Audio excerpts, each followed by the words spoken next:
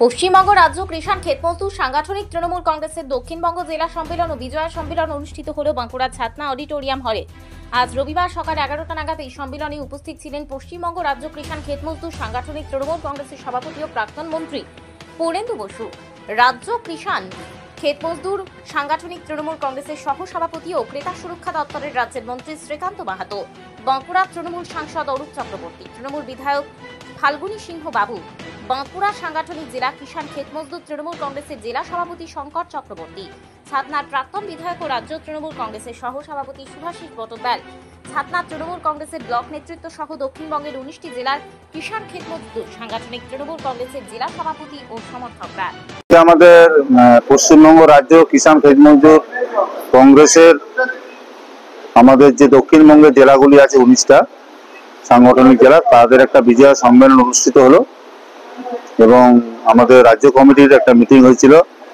সেই মিটিং আমাদের রাজ্য সভাপতি পূর্ণেন্দুদার নির্দেশ দিয়েছিলেন, তার নির্দেশ মতোই আজকে আমাদের এই মিটিংটা আমাদের ছাতনা অডিটোরিয়াম হলে অনুষ্ঠিত হলো।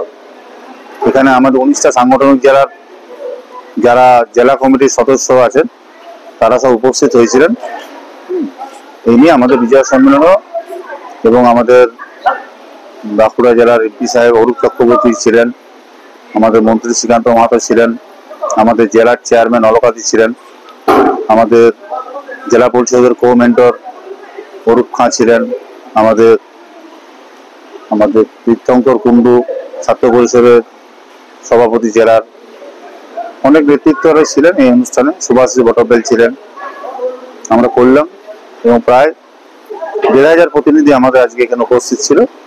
আমরা বিভিন্ন জেলা থেকে প্লাস আমাদের ছাতনা ব্লক থেকে, বাঁকুড়া জেলা থেকে, বিভিন্ন জেলা থেকে 1500 ডেলিগেট আমাদের ছিল।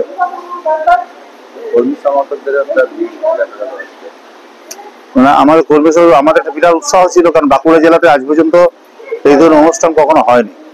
বাঁকুড়াতে এতগুলো জেলা নেই প্রোগ্রাম, এই আমরা প্রথম করলাম এবং আমাদের এই কিষাণ ক্ষেত মজদুর তৃণমূল কংগ্রেসের ইয়েতে আমরা এটাকে করেছি। আমার নাম শঙ্কর চক্রবর্তী, আমি বাঁকুড়া জেলা কিষাণ ক্ষেত মজদুর সেলের সভাপতি।